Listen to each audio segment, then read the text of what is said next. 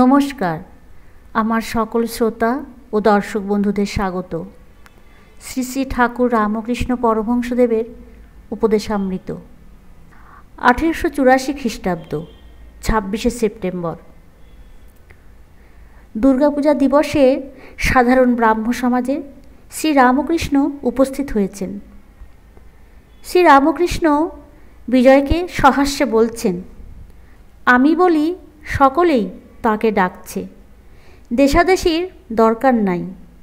কেউ বলছে সাকার, কেউ বলছে নিরাকার।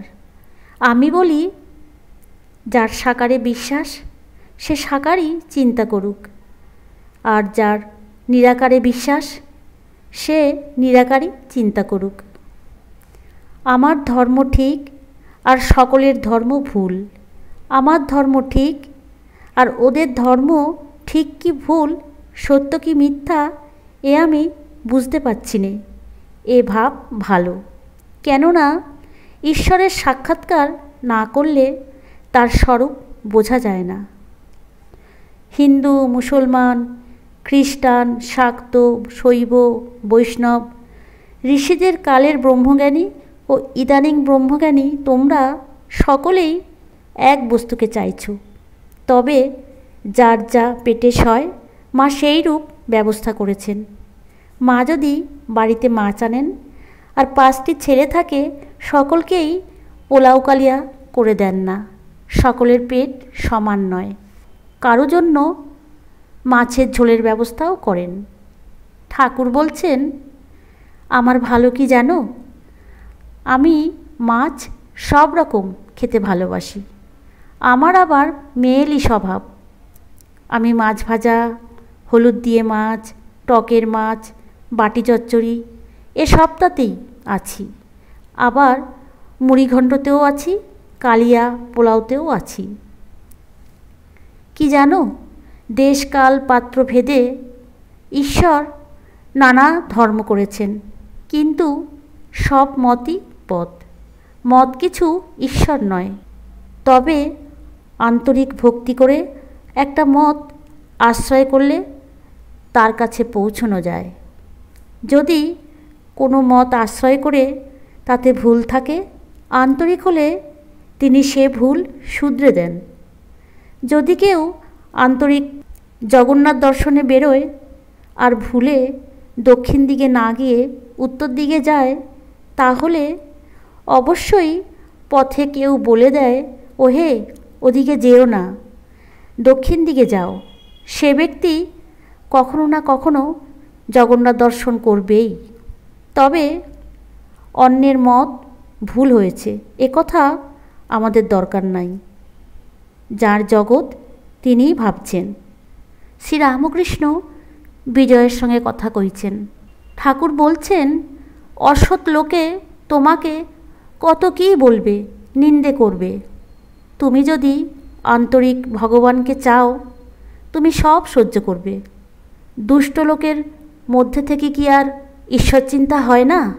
দেখো না, ঋষিরা বনের মধ্যে ঈশ্বরকে চিন্তা করত। চারিদিকে বাঘ, ভাল্লুক, নানা হিংস্র জন্তু। অসৎ লোকের বাঘ ভাল্লুকের স্বভাব, তেড়ে এসে অনিষ্ট করবে। 1884 খ্রিস্টাব্দের 19শে অক্টোবর শ্রী রামকৃষ্ণ সিথির ব্রাহ্ম সমাজে এসেছেন। বিজয় ঠাকুরকে বলছেন, ব্রহ্ম যদি মা, তাহলে তিনি সাকার না নিরাকার? ঠাকুর শ্রী রামকৃষ্ণ বলছেন, যিনি ব্রহ্ম তিনিই কালী, মা আদ্যাশক্তি। যখন নিষ্ক্রিয় তাকে ব্রহ্ম বলে কই।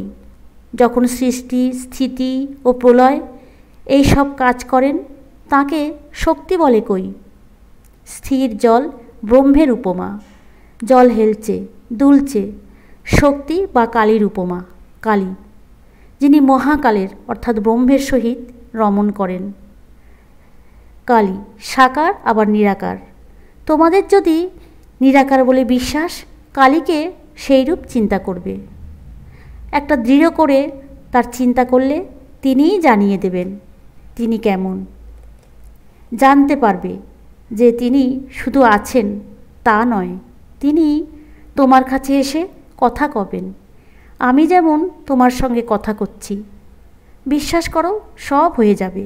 আরেকটি কথা, তোমার নিরাকার বলে যদি বিশ্বাস, তবে সেই বিশ্বাস দৃঢ় করে করো। তাঁর সম্বন্ধে এমন কথা জোর করে বলো না যে তিনি এই হতে পারেন আর এই হতে পারেন না।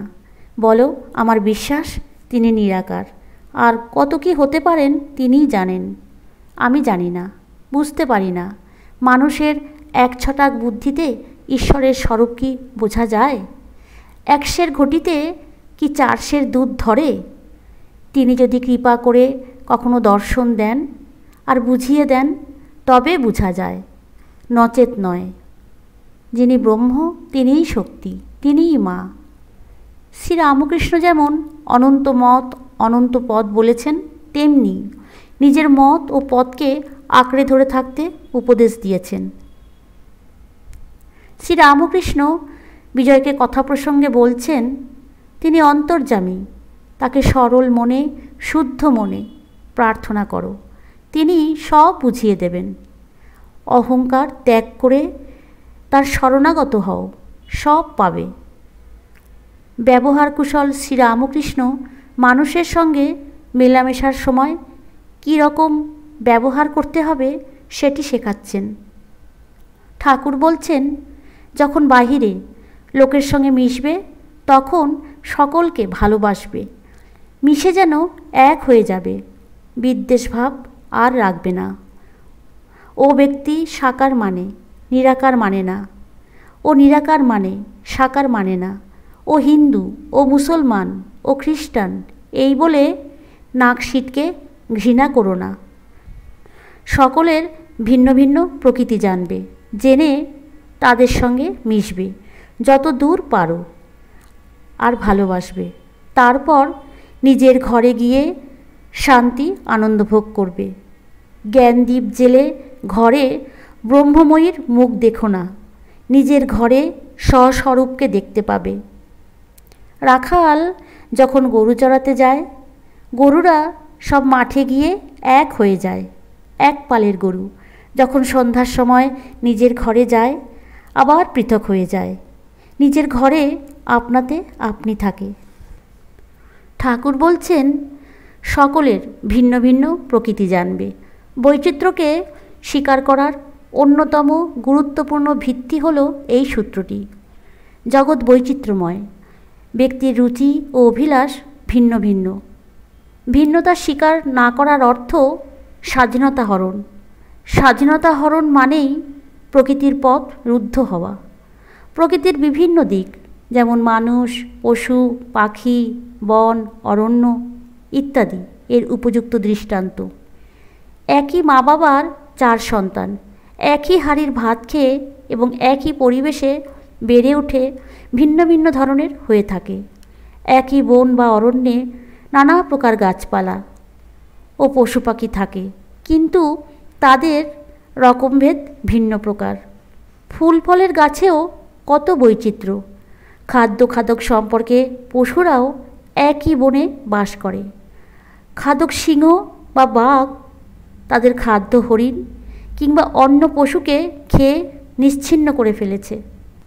ঠাকুর বলছেন, সকলের ভিন্ন ভিন্ন প্রকৃতি জানবে, জেনে তাদের সঙ্গে মিশবে যত দূর পারো। বাক্যটির শেষ অংশটিতে শ্রীরামকৃষ্ণ বলছেন যে মানুষের ভিন্ন ভিন্ন প্রকৃতি জেনে তাদের সঙ্গে মিশতে হবে যত দূর পারো। যত দূর পারো বলায় ব্যক্তি স্বাতন্ত্র্যকে অনুমোদন করছেন ঠাকুর। শ্রীরামকৃষ্ণ তার ভাবটি জোর করে চাপিয়ে দিচ্ছেন না। প্রকৃতি ভিন্ন বলে বহু বিষয়েই বিরুদ্ধ ও বিপরীত মত, মতবাদ, মতাদর্শ, উদ্দেশ্য, আদর্শ, লক্ষ্যের মধ্যে দিয়ে আমাদের পথ চলতে হয় সমাজে। কন্ট্রাডিকশন থাকতেই পারে। মতানৈক্য যেন অশান্তির কারণ বা ভেদ বিভেদ বিচ্ছেদে পরিণত না হয়, সেজন্য চিন্তায় নমনীয়তা এবং মননশীল হওয়া প্রয়োজন। মননশীল মনেই সত্যের বিচিত্র দিকের ভাবনা উদ্ভূত হয়। এককাট্টা কিংবা মৌলবাদী মনোভাব ক্রমে শিথিল হয়। শ্রী শ্রী ঠাকুরের কথা আলোচনা আজ এখানেই শেষ করলাম। দেখা হবে আবার পরের ভিডিওতে। ভালো থাকবেন, সুস্থ থাকবেন।